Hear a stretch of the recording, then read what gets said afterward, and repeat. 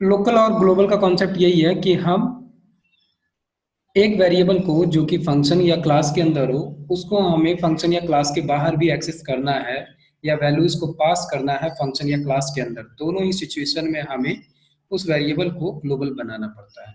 ये केस हम अभी आगे चल के देखेंगे।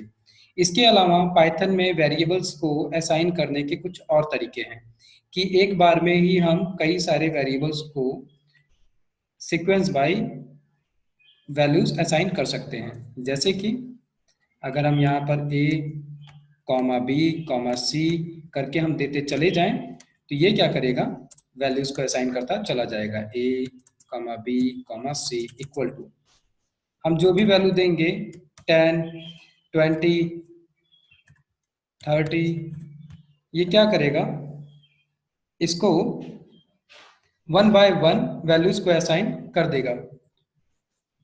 ए में 10 चला जाएगा, बी में 20, सी में 30 सीक्वेंस में। इसको अगर हम प्रिंट करके अभी देखेंगे तो ये क्या करेगा, हमको वैल्यूज जैसे हमें चाहिए वैसे ही दे देगा।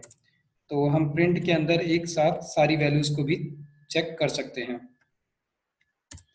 कॉमा से सेपरेट कर करके। तो अब अगर हम इसको रन करते हैं तो हमें तीनों वैल्यूज मिल गई 10 20 और 30। इसके अलावा अगर हम चाहें एक ही वेरिएबल, तीन वेरिएबल्स को एक ही वैल्यू असाइन करना चाहते हैं तो हम वो भी कर सकते हैं। जैसे कि ये तीन है और इन तीनों को हमने 50 असाइन कर दिया। और इसके बाद में अगर हम इसको इस समय प्रिंट करके चेक करें ए बी एंड सी, तो ये हमें can not update non iterable int object. Okay okay, यहाँ पे गलती क्या की कि तीन वेरिएबल्स को अगर सेम वैल्यू असाइन करनी है तो इसके लिए हम असाइनमेंट ऑपरेटर लगाते हैं कि a equal to b equal to c equal to क्या हो गया 50। दैट मीन्स कि ये जो 50 है ये तीनों वेरिएबल्स को असाइन होगा। तो अब अगर हम इसको रन करेंगे हमें क्या मिल गया 50 50 50। तो ये तरीका है कि एक बार में हम मल्टीपल वेरिएबल्स को मल्टीपल वैल्यूज असाइन करें। बस कंडीशन ये है कि लेफ्ट साइड वेरिएबल्स के नेम सेम होने चाहिए। जितने नंबर ऑफ वेरिएबल होंगे राइट साइड में उतने ही नंबर ऑफ वैल्यूज होने चाहिए। उसी तरीके से अगर हम एक सिंगल वैल्यू मल्टीपल वेरिएबल्स को असाइन करना चाहते हैं तो उस केस में जितने भी वेरिएबल के नाम देने हैं दे दो, बट हर एक को इक्वल टू असाइनमेंट ऑपरेटर का यूज करके देना होगा। तो ये दो यूज केस और थे जो वेरिएबल में हम देखते हैं जब हमें मल्टीपल वेरिएबल्स असाइन करने होते हैं, या मल्टीपल वैल्यूज को मल्टीपल वेरिएबल या सिंगल वैल्यू को मल्टीपल वेरिएबल्स को असाइन करना होता है।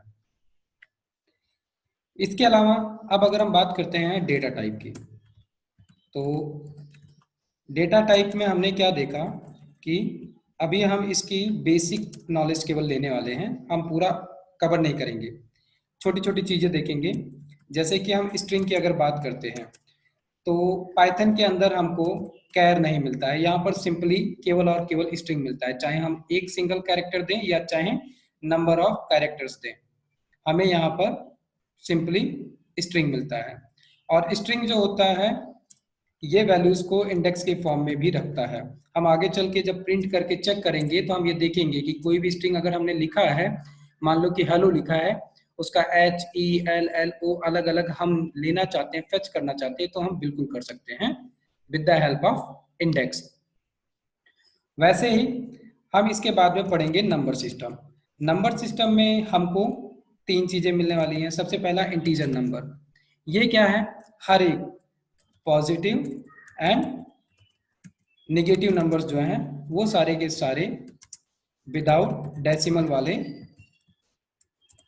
डेसिमल नंबर्स जो है वो इंटीजर नंबर्स हैं। और पाइथन में हमको सिंपली इंट मिलता है इसके लिए। दूसरा जो हम पढ़ेंगे वो है float. Float decimal numbers positive and negative दोनों होता है। उसी तरीके से थर्ड जो है वो है कॉम्प्लेक्स। कॉम्प्लेक्स के लिए हम एक इमेजिनरी कैरेक्टर जे का यूज करते हैं, केवल और केवल जे। नंबर सिस्टम आसान है, इसमें बहुत सारी चीजें हमें नहीं देखनी है, हम बस वैल्यूज को असाइन करते हैं और हम उनको यूज करते हैं। इसके बाद में हम पढ़ेंगे सीक्वेंस। सीक्वेंस जो है इसमें हम क्या देखेंगे, लिस्ट देखेंगे, टपल देखेंगे एंड रेंज देखेंगे। तो लिस्ट का केस तो पता ही चल गया है कि हम बिग ब्रैकेट से यूज कर रहे हैं, टपल जो है वो कर्ली स्मॉल ब्रैकेट से यूज कर रहे हैं, और रेंज जो है ये एक मेथड है, तो इसके लिए हम इस तरीके से रेंज का यूज करेंगे। डिफरेंस की अगर हम बात करते हैं अभी, तो जैसा कि लिस्ट जो है वो चेंजेबल है, लेकिन टपल जो है वो नॉन चेंजेबल है। चेंजेबल है, नॉन चेंजेबल है, इसका केस क्या है कि इसके लिए हमें बहुत सारे मेथड्स मिलते हैं जिनके थ्रू हम इनमें चेंजेस करते हैं। जैसे कुछ की अगर हम बात करें अभी हाईलाइट के लिए, तो अपेंड हो गया, पॉप हो गया वैल्यू को रिमूव करने के लिए लिस्ट में से, इसके अलावा इंडेक्स हो गया वैल्यू को चेक करने के लिए, इंडेक्स पोजीशन पे पड़ी हुई वैल्यू को चेक करने के लिए, रिमूव हो गया लिस्ट में पड़ी हुई वैल्यू को रिमूव करने के लिए। वैसे ही अगर हम टपल की बात करें तो टपल का केस क्या है कि ये नॉन चेंजेबल है। दैट मीन्स कि ना हम इसमें कुछ ऐड कर सकते हैं, ना ही कुछ हम रिमूव कर सकते हैं, और ना ही कुछ हम मॉडिफाई कर सकते हैं, बिकॉज नॉन चेंजेबल। इसलिए यहाँ पर हमें क्या मिलता है, केवल और केवल इंडेक्स मिलता है, कि हम इंडेक्स के थ्रू क्या कर सकते हैं, वैल्यू को चेक कर सकते हैं कि किस पोजीशन पे कौन सी वैल्यू पड़ी हुई है, लेकिन हम उसमें कोई भी डिलीट या मॉडिफिकेशन नहीं कर सकते हैं। तो इसलिए टपल के अंदर हमें बहुत सारे मेथड्स नहीं मिलते हैं, केवल एक मेथड मिलता है जिससे कि हम इंडेक्स को वैल्यू को चेक कर सकते हैं, और एक होता है कि हम इसका लेंथ चेक कर सकते हैं काउंट के थ्रू कि इंडेक्स टपल के अंदर कितनी वैल्यूज पड़ी है। रेंज का अगर बात करें तो रेंज एक लूप जैसा होता है कि ये हमेशा हमें स्टार्टिंग और एंडिंग पॉइंट देता है, जिसके बीच में नंबर्स को हम सर्कुलेट करते हैं और उन्हीं को हम लूप में प्रिंट कराते हैं। इसके अलावा अगर हम मैपिंग की बात करते हैं तो मैपिंग में हमको मिलता है डिक्शनरी। डिक्शनरी क्या है, की एंड वैल्यू का पेयर है। लिस्ट में हमको इंडेक्स की पोजीशन पे वैल्यू मिलती है, डिक्शनरी में हमें की और वैल्यू के पेयर में वैल्यू मिलती है। इसके लिए हम कौन सा कर्ली ब्रेसेस यूज करते हैं डिक्शनरी के केस में, जैसे हम लिस्ट और टपल के लिए बिग ब्रैकेट और स्मॉल ब्रैकेट यूज कर रहे हैं। इसी डिक्शनरी का यूज सबसे ज्यादा हम करेंगे क्योंकि यहाँ पर हमें वैल्यूज जो है वो की और वैल्यू के पेयर में मिलती हैं, जिससे कि हमें बहुत आसानी से पता चल जाता है कि नेम में नेम पड़ा हुआ है, एड्रेस में एड्रेस पड़ा हुआ है, ईमेल आईडी में ईमेल आईडी पड़ी हुई है। अदरवाइज अगर इंडेक्स पोजीशन हो तो हमें ये चीजें फाइंड करने में बहुत प्रॉब्लम्स होंगी। इसके अलावा हम सेट देखेंगे। सेट के केस में क्या होगा, यहाँ पर हमें अलग अलग सेट बनाने के तरीके मिलेंगे, जैसे कि हम जो यूनियन करते हैं वो यूनियन यहाँ पर मिलेगा, इंटरसेक्शन जो हम करते हैं वो इंटरसेक्शन हमें यहाँ पर मिलेगा कि हम इंटरसेक्ट करेंगे वैल्यूज को, छोटे छोटे बंच बनाएंगे सेट के, और एक सेट है, दो सेट है, दोनों सेट के अंदर वैल्यूज जो डुप्लीकेट है उनको रिमूव कर दिया जाए, या दो अलग अलग सेट है उनको एक तीसरे सेट के अंदर हम यूनियन के थ्रू कंबाइन कर दें, तो इसका भी हम यूज करेंगे। इसी तरीके से एक हमें सेट में मिलेगा फ्रोजन सेट, जिसका हम यूज करके फिक्स करेंगे सेट को। इसके अलावा हमको बुलियन नंबर्स मिलेंगे, हम बुलियन नंबर्स को चेक करेंगे कि बुलियन नंबर के अंदर कौन कौन से वैल्यूज को हम बुलियन में ट्रू में रखते हैं और कौन से फॉल्स में रखते हैं, क्योंकि हमें यहाँ पर ट्रू और फॉल्स मिलता है। पाइथन के अंदर हमें जो ट्रू और फॉल्स लिखना होता है वो इस तरीके से लिखना होता है, पहला कैरेक्टर कैपिटल में रहेगा, अगर हम स्मॉल में लिखने जाएंगे तो हमें सिंटैक्स एरर मिलेगा। तो ट्रू और फॉल्स के केस में हमको ये चेक करना रहेगा कि बुलियन में कौन सी वैल्यूज फॉल्स में आ रही है और कौन से टाइप की वैल्यूज ट्रू में आ रही है। तो ये बहुत आसान है, क्योंकि अगर हम ट्रू की बात करें तो ट्रू में हमेशा कोई ना कोई वैल्यू होगी और वो हमेशा ग्रेटर देन 0 होगा। और अगर हम फॉल्स की बात करें तो फॉल्स में हमेशा हमें वैल्यूज कब मिलेंगी फॉल्स, या तो वो एम्प्टी हो, या तो नल हो, या ब्लैंक हो। अब इस केस में कोई भी ब्लैंक हो सकता है, चाहे लिस्ट हुआ, टपल हुआ, डिक्शनरी हुआ या सेट हुआ। कोई भी अगर ब्लैंक होगा तो हमें हमेशा फॉल्स ही मिलने वाला है उस केस में। इसके अलावा एट द लास्ट हम जो देखेंगे वो देखेंगे बाइनरी।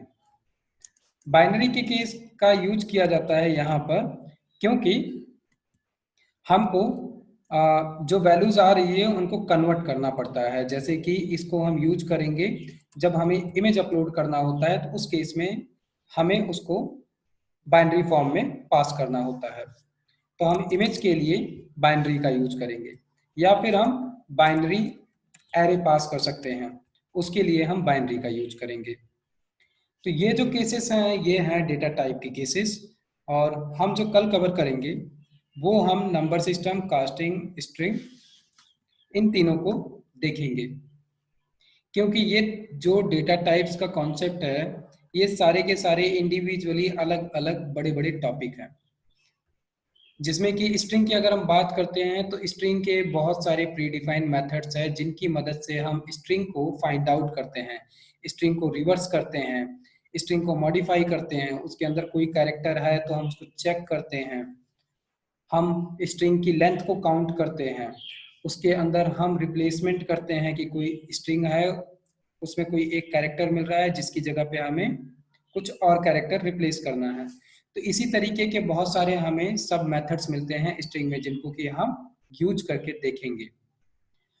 वैसे ही नंबर के अंदर हमें बहुत ज़्यादा काम नहीं मिलेगा, बट इसके आगे जब हम लिस्ट में जाएंगे तो लिस्ट में हमें करीबन 11 से 12 मेथड्स मिलते हैं जिनका हम यूज करेंगे। टपल्स में हमें 2 मेथड्स मिलेंगे, रेंज केवल रेंज मेथड है।